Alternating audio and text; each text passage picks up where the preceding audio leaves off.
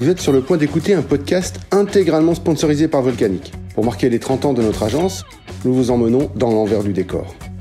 Dans cet épisode, clin d'œil à Ford, qui nous a tellement inspirés que nous l'avons fortement associé à cette histoire issue de faits bien réels par contre. Bonne écoute.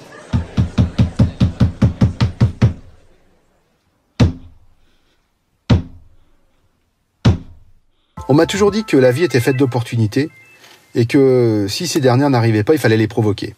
C'est ce qui s'est passé un soir à 22h dans le métro parisien. L'opportunité était au coin d'un changement de ligne et je vous promets que je ne l'ai pas raté.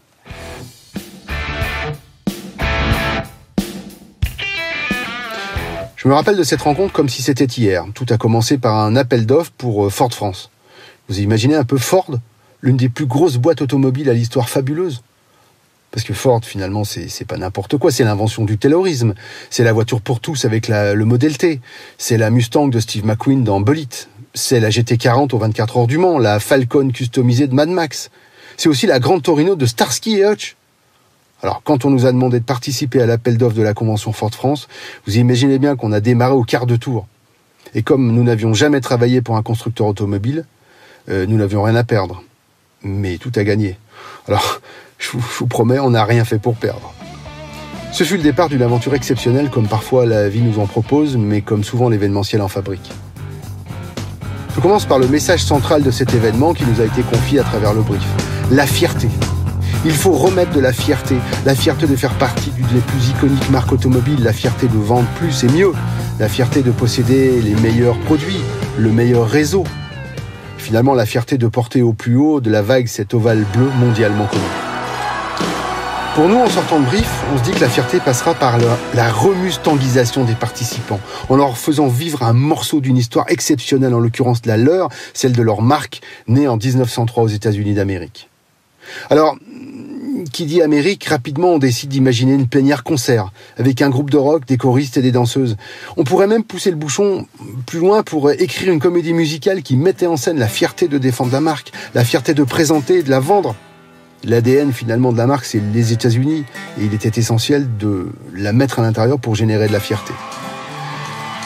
Bon, maintenant, restez à monter le projet et à soigner cette présentation pour la vendre. C'est toujours pareil avec les créas. Ils ont des idées, une fois tracées leurs lumineuses idées, la production doit se débrouiller pour trouver, deviser, planifier et que sais-je encore.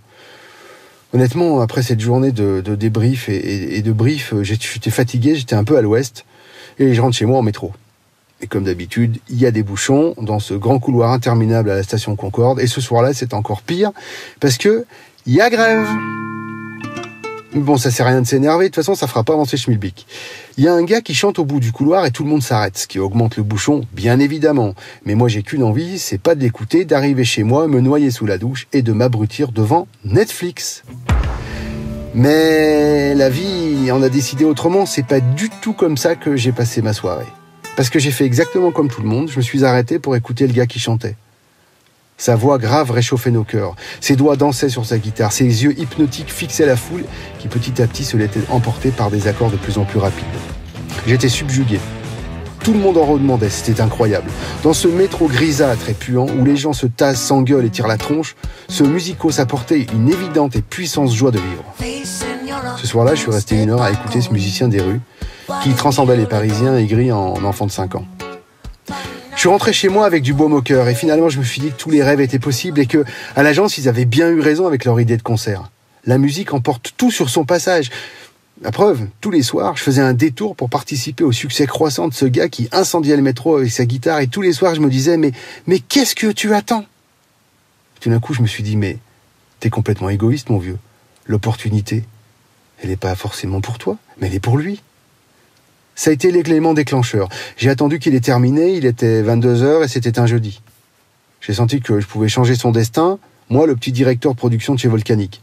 Je me suis approché de lui et nous avons discuté. Je lui ai dit que je m'appelais pas Eddie Barclay, mais que je lui proposais un concert devant 3000 personnes d'un coup. Un concert pour allumer la fierté dans les yeux des spectateurs, un peu comme dans le métro. Un concert unique au cours duquel il rentrerait sur scène avec la Mustang de Steve McQueen. Il a souri et m'a dit « Yes, man ». Et c'est donc autour de quelques bières que nos vies firent connaissance l'une avec l'autre. Al, puisque c'était son nom, me confie qu'il est intermittent du spectacle, mais que ça marchait mieux pour lui dans le métro que sur la scène.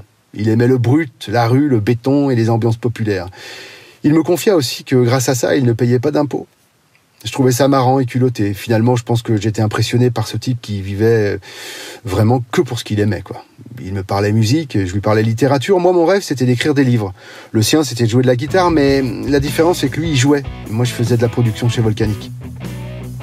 Alors, quand je l'ai ramené à l'agence, il a tout de suite commencé à jouer, à chanter. On s'est tous bien entendus. Ça a pas loupé. Tout le monde est sorti de son bureau. Même certains de nos voisins sont venus nous rejoindre pour écouter qui jouait. Et c'était poignant et entraînant à la fois, on a tous applaudi. Après 2 heures de discussion, d'essais, d'échanges tous ensemble, on a été d'accord pour l'emmener avec nous, pour nous aider à vendre notre projet. Et vous savez quoi ? On l'a vendu ce projet.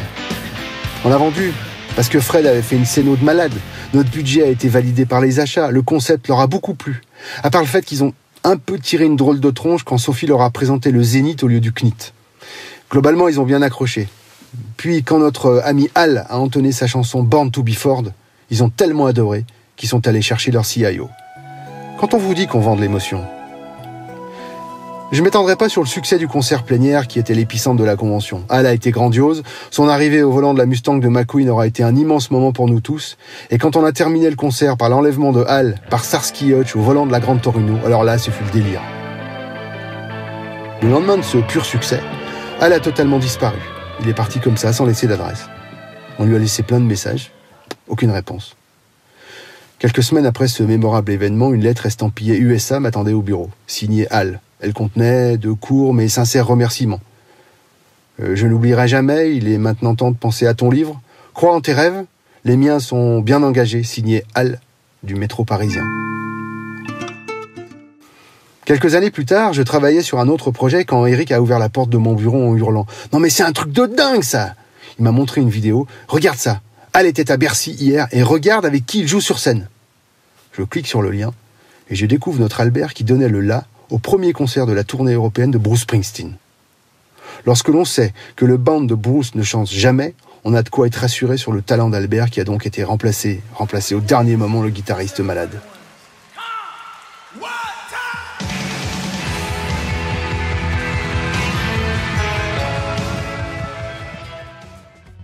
Vous venez d'écouter l'un des épisodes de la série Backstage Project, le premier podcast événementiel de l'agence Volcanic. Ne manquez pas d'écouter et de partager nos autres épisodes et surtout dites bien au monde entier que l'événementiel est un univers fantastique qui offre d'immenses champs des possibles. Merci de votre écoute et de votre soutien.